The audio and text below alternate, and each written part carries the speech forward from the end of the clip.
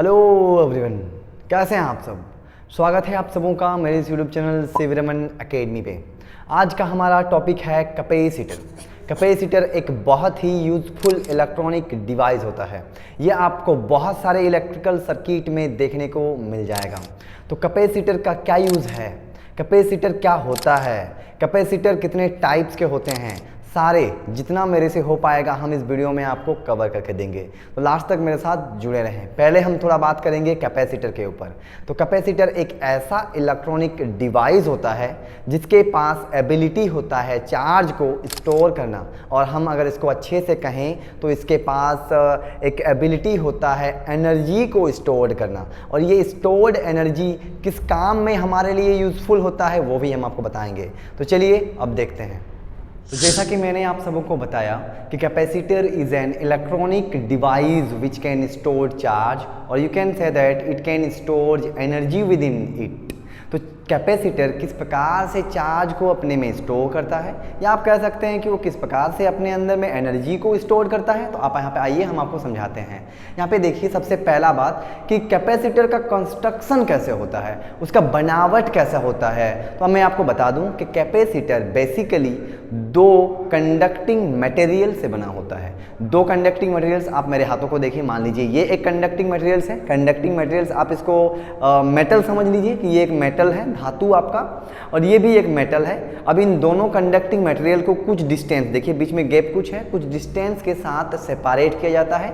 फिर इन दोनों मेटल्स को किसी एक एक्सटर्नल सोर्स ऑफ करेंट के साथ जोड़ा जाता है ताकि ये चार्ज हो पाए। तो चलिए, जो मैंने कहा वहाँ पे देखिए मैंने एक फिगर लिया है।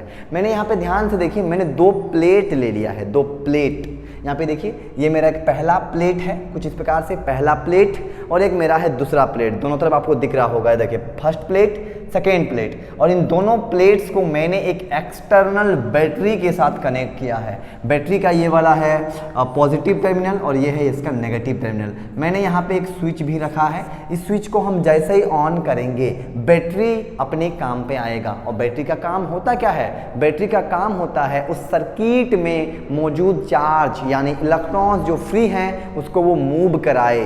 तो यहाँ पे देखिए कि ये बैटरी को कनेक्ट करने के साथ, चूंकि हम इस बैटरी को कनेक्ट किए हैं दो मेटल के प्लेट्स, दो मेटल्स, या फिर आप बोल सकते हैं कंडक्टिंग प्लेट्स, दो कंडक्टिंग प्लेट्स के साथ मैंने इसको क्या कर दिया है, कनेक्ट कर दिया है।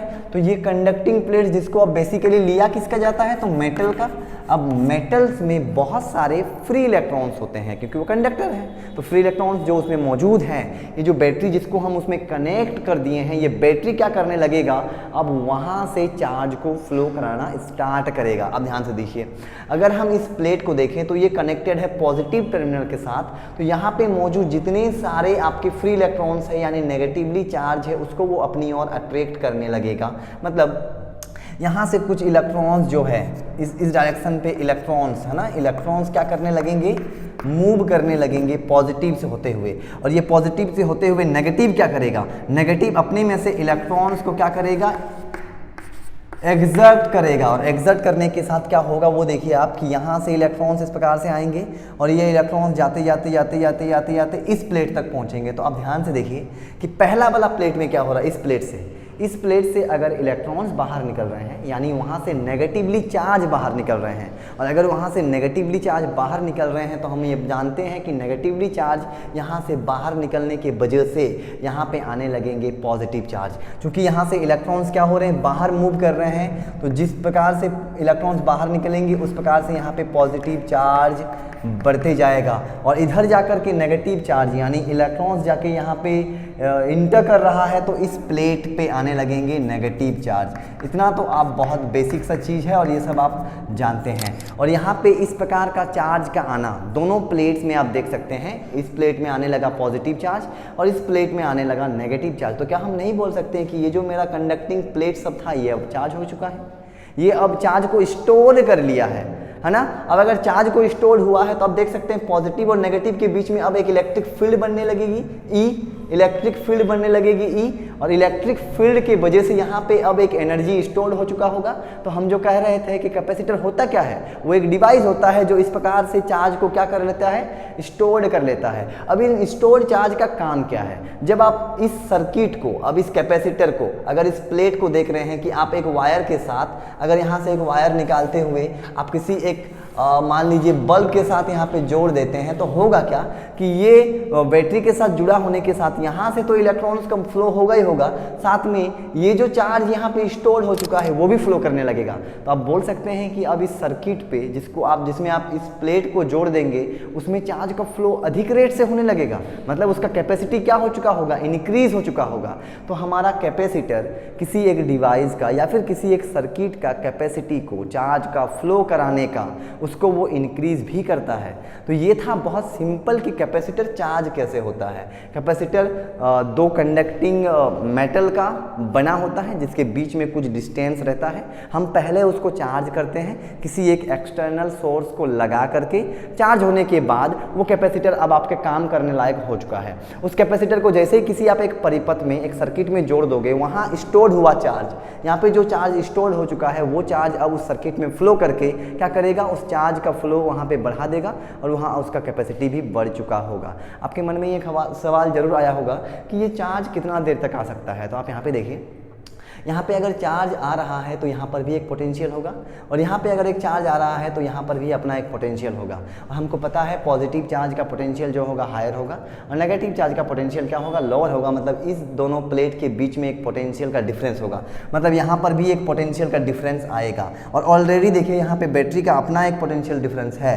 तो यहाँ पे जब पोटेंशियल डिफरेंस प्लस माइनस आने की वजह से जो पोटेंशियल डिफरेंस भी जो बैटरी का है उसके बराबर अगर हो जाता है तो यहाँ पे चार्ज आना बंद हो जाएगा और हम बोलेंगे कि कैपेसिटर फुल्ली क्या हो चुका है, चार्ज्ड हो चुका है। तो कैपेसिटर ये था।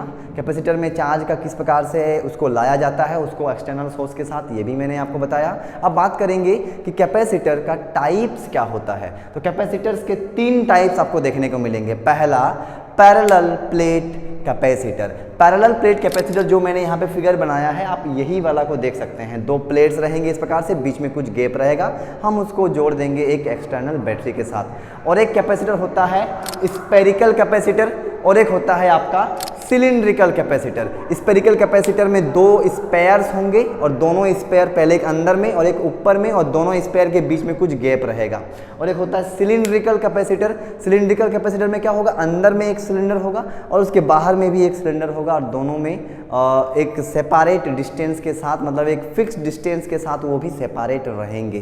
तो कैपेसिटर का काम होता है चार्ज को स्टोर करके किसी परिपथ में चार्ज को फ्लो कराने में मदद करना। आप ये कैपेसिटर का यूज़ अपने पंखे में जो आपका घर में लगा रहता है वहाँ पे ज़रूर देखने को मिलता होगा। वाइट कलर का एक छोटा सा डिवाइस होता है जिसमें 2 ठो तार निकला रहता है, वो एक कैपेसिटर होता है जिसको हम लोग बहुत पहले कंडेंसर भी बोलते थे। अभी एक टर्म इसमें जोड़ दिया गया है कैपेसिटर, हम उसको यूज़ करते हैं। तो वो करता क्या है, जैसे हम उसको सर्किट में जोड़ देते हैं, जैसे हम स्विच को ऑन करते हैं तो पंखा को तुरंत चलाने में, तुरंत स्पीड करने में मदद करता है, क्योंकि उसमें चार्ज पहले से ही स्टोर्ड है। जब आप स्विच दे रहे होते हैं तो चार्ज को आने से पहले ही वो चार्ज उसको क्या कर दिया होता है, प्रोवाइड कर दिया होता है, जिससे पंखा थोड़ा स्पीड भी घूमने लगता है। तो ये था मेरा कैपेसिटर पे बात। अब आपको और थोड़ा बताते हैं। आप यहाँ पे देखिए कि अगर कोई ये पूछे कि आपके पास एक कैपेसिटर है तो कैपेसिटर क्या करेगा, चार्ज को स्टोर करेगा। तो क्या सभी कैपेसिटर का चार्ज को स्टोर करना एक ही जैसा होगा कि अलग अलग होगा? क्या वो किसी पे डिपेंड करेगा? तो जी हाँ, वो डिपेंड करेगा उसके कैपेसिटेंस पे। किस पे डिपेंड करेगा?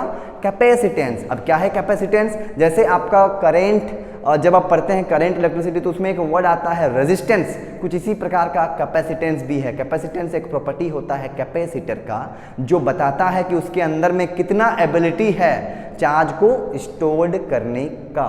तो आप यहाँ पे देखिए, मैंने कुछ यहाँ पे लिया है। आप यहाँ पे बताइए कि यहाँ पे जो चार्ज आ रहा है पॉजिटिव का, और मतलब हम इसको मान सकते हैं यहाँ पे पॉजिटिव चार्ज आ रहा है, और इस जगह पे आ रहा है नेगेटिव चार्ज। तो चार्ज जो इस प्लेट पे स्टोर हुआ वो डिपेंड किस पे किया, इस बैटरी पे। अगर हम बैटरी जोड़ते ही नहीं तो क्या यहाँ पे चार्ज स्टोर हो पाता? नहीं नहीं नहीं नहीं।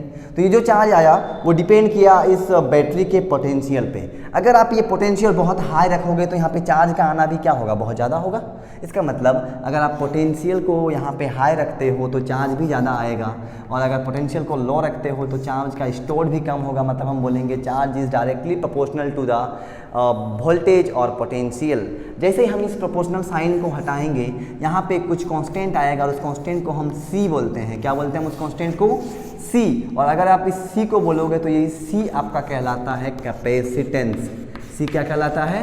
कैपेसिटेंस। और इसको हम डिफाइन कैसे करेंगे, तो आप यहाँ पे देखिए, आप C को लिख सकते हो C इक्वल्स टू Q/V, मतलब charge stored per unit voltage. ये कहलाता है आपका कैपेसिटेंस। और कैपेसिटेंस का अगर यूनिट आप देखोगे तो यहाँ से आप निकाल पाओगे चार्ज के लिए कूलम, और पोटेंशियल के लिए वोल्टेज यानी कूलम पर वोल्टेज, जिसको हम आज फैराड के नाम से पढ़ते हैं।